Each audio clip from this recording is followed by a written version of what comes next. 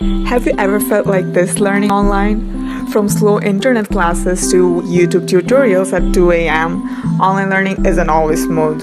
Are these platforms actually working? And that's exactly what we're gonna uncover. Hello everyone, welcome to our research page. Our study is titled Assessing the Effectiveness of Online Learning Platforms in Dhaka, Bangladesh through College Student Satisfaction and Performance Metrics. This study was conducted under the YRJ Spring Research Program 2025. We sincerely thank our research mentors for their unwavering support, insightful guidance, and encouragement throughout this journey. My name is Faribta Zaman, and it is a pleasure to be today with my co-author Lamisa Sakhawat. We are both part of the YRJ Spring Research Program 2025, and we are honored to present our research.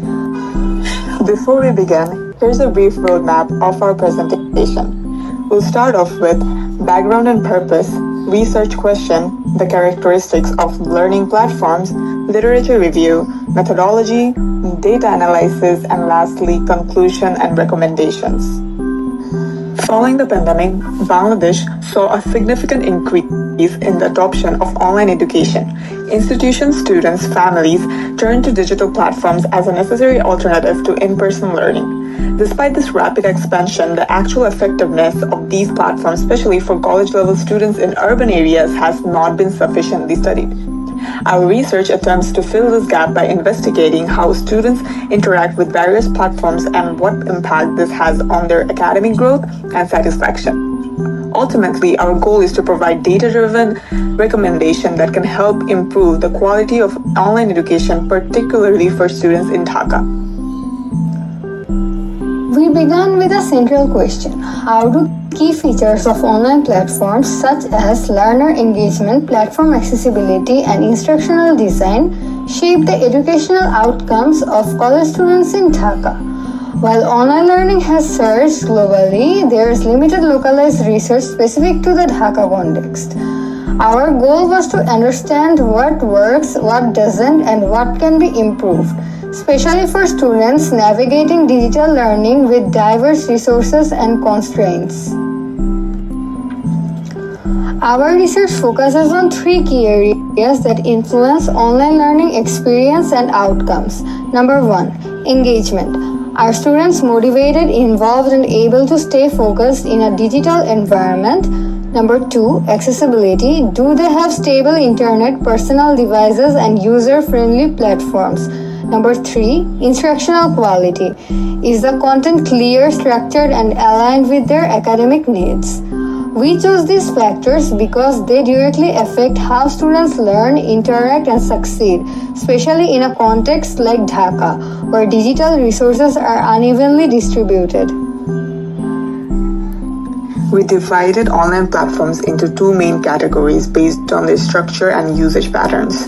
The first category is structured platforms such as STEM Ed School, ACS, Udbhash, Bondi Pathshala, etc. These platforms typically follow a curriculum, offer lesson plans, quizzes, and structured feedback. The second category is informal platforms, which include YouTube or Facebook Live. These are more flexible and widely accessible but lack structured content, assessments, or consistent instructor interaction.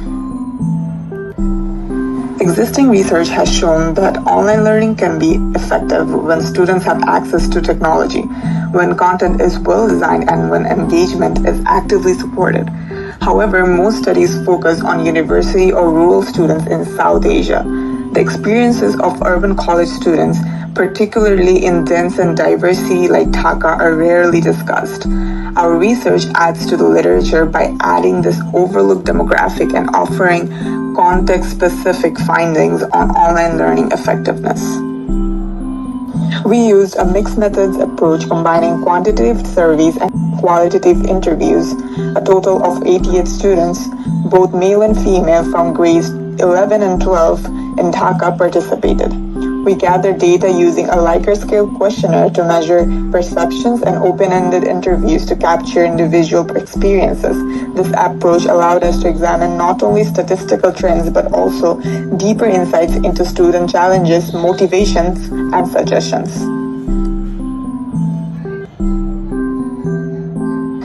This slide compares average Likert scores across 6 metrics for YouTube/Facebook versus structured websites. Informal platforms like YouTube scored highest on ease of navigation and academic performance, showing they're intuitive and accessible. However, they scored lower in learning effectiveness and motivation.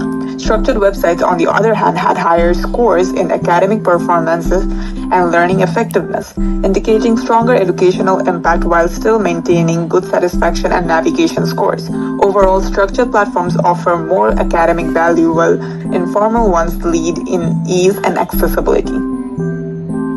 This chart represents a side-by-side comparison of informed online learning platforms based on 3 key metrics: accessibility, effectiveness, and overall student satisfaction. As you can see, informal platforms scored higher in accessibility, likely due to their flexibility and ease of use. However, they lag behind structured platforms in terms of effectiveness. Structured platforms, on the other hand, not only perform better in terms of perceived learning outcomes, but also showed the highest levels of overall student satisfaction. This suggests that while informal platforms are easy to access, structured platforms offer a more complete and rewarding learning experience for students in Dhaka. Our survey data revealed that students using both structured educational websites and informal platforms like YouTube and Facebook reported similar level of overall satisfaction. However, students who use structured platforms such as 10-Minute School or Bondi Pashala scored slightly higher in both learning effectiveness with an average of 3.72 and academic performance improvement averaging 3.84. On the other hand, informal platforms like YouTube and Facebook were rated higher in terms of accessibility and ease of navigation with scores of 3.78 and 3.84 respectively. Across all groups, the majority of students reported a perceived improvement in academic performance regardless of which platform they used. We also explored relationship between key variables and found several moderate positive correlations. There was a correlation of 0.53 between student satisfaction and learning effectiveness, indicating that students who enjoyed their learning environment tended to find it more effective. A correlation of 0.35 was found between learning effectiveness and performance change, suggesting that students who rated the content as effective also experienced academic gains. And finally, we found a correlation of 0.30 between motivation and performance improvement, reinforcing the role of internal drive in digital learning success. Our qualitative data drawn from open-ended responses helps explain the numbers. Students frequently mention the flexibility of platforms like YouTube, allowing them to study on their own time. Meanwhile, those using structured websites appreciated the organized syllabus-aligned content, which helped them prepare for exams more effectively. Challenges were also common. Students cited unstable internet, shared device access, and lack of real-time teacher interaction as a major barrier. There were also emotional challenges. Some students described feeling isolated or losing motivation without consistent feedback or interaction. Students suggested several improvements such as the live Q&A sessions, peer discussion forums, support for basic digital skills to help them get most out of online learning. Our study found that students used both structured websites and informal platforms like YouTube and Facebook for their online learning needs. Despite the differences in design, reported satisfaction levels were fairly consistent across both types of platforms. However, websites like Tenme School, ACS Bondi Pathshala scored slightly higher in terms of learning effectiveness and academic performance improvement. Meanwhile, YouTube and Facebook stood out in terms of accessibility and ease of use, making them especially valuable for students with limited devices or data. Our correlation analysis showed that satisfaction, learning effectiveness, and academic improvement are all moderately linked, meaning each factor plays a role in the other. Finally, our interviews, we heard a range of student experiences. While many appreciated the flexibility and organized content, others faced challenges like unstable internet, shared devices, and a lack of real-time interactions. These findings emphasize that platform features and individual contexts shape how students experience online learning, and no single solution works for everyone.